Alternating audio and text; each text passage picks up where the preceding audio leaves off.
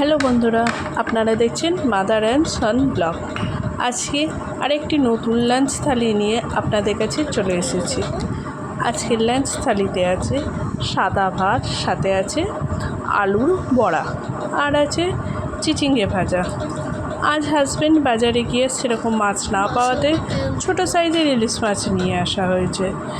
আর আমাদের বাড়িতে ছোটো সাইজের ইলিশ মাছ হলে সেটা ভাজাই হয়, তাই রয়েছে ইলিশ মাছ ভাজা আর সাথে আছে মাছের মাথা দিয়ে মুগের ডাল। মাছের মাথা দিয়ে মুগের ডালটা আমরা সবাই ভালোবাসি।